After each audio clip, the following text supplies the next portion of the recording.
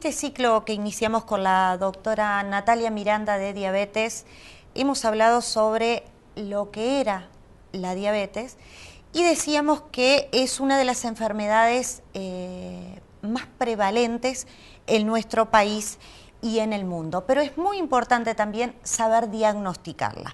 Y ese va a ser el tema de hoy. Bienvenida, Natalia. Muchas gracias, Ana María. Bueno, ¿cómo diagnosticamos una diabetes, Natalia? Bueno, Ana María, en realidad tenemos que saber que hay varias maneras de diagnosticar una diabetes. Generalmente la diabetes, como decíamos, es un hallazgo porque pasa largo tiempo asintomática, fundamentalmente en la diabetes tipo 2. Entonces el paciente llega generalmente al diagnóstico a través de un estudio de sangre, ¿tá? Un estudio de glucemia que puede dar elevada. ¿Qué tan elevada tiene que ser una glucemia como para diagnosticar diabetes?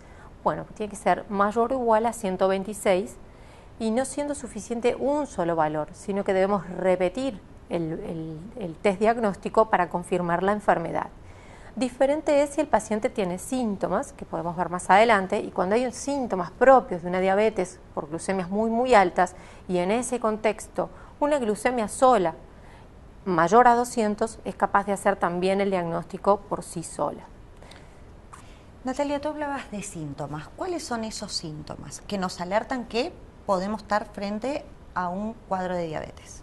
Los síntomas clásicos no los tienen todos los pacientes, eso hay que saberlo bien, pero cuando la glucosa se eleva demasiado, los síntomas en los cuales hay que estar muy atento son aquellos que se caracterizan por tomar demasiada agua, que a eso se les llama polidipsia, orinar demasiado frecuentemente, que a veces puede pasar desapercibido como algo natural y no lo es, a eso se le llama poliuria, que el paciente venga adelgazando de una forma inexplicada en las últimas semanas o incluso meses, que el paciente tenga un gran malestar general, astenia, dinamia, es decir, que esté cansado, que le cueste hacer el trabajo habitual, porque realmente cuando la glucosa es muy alta, da lo que se llama glucotoxicidad, que hace sentir realmente muy mal al paciente. Algunas veces consultan y realmente se hace una glucemia y se diagnostica la enfermedad, otras veces como son síntomas no específicos, puede retrasarse en algunos días el diagnóstico.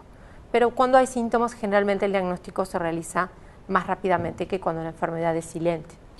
Si una persona tiene estos síntomas y le hacen una punción digital donde los valores de la glicemia le dan elevado, ¿podemos decir ya que esa persona es diabética?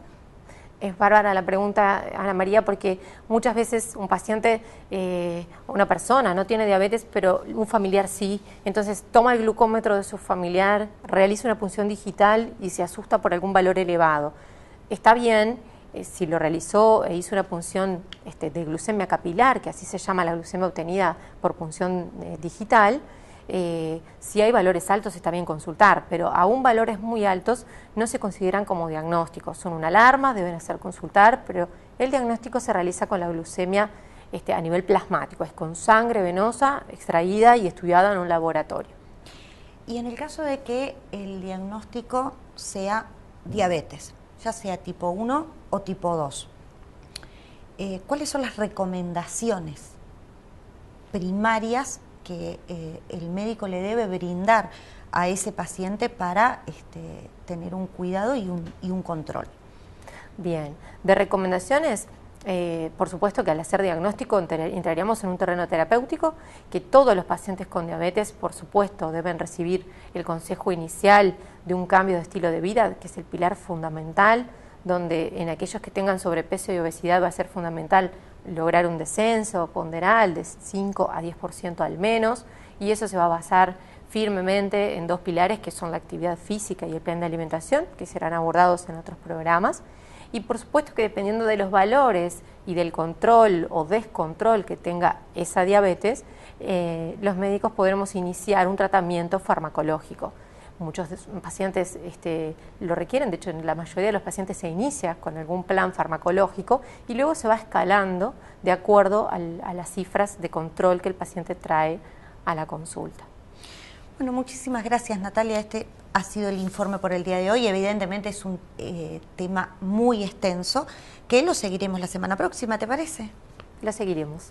Gracias. Bueno, muchas gracias y nosotros ya regresamos con más Hablemos de Salud.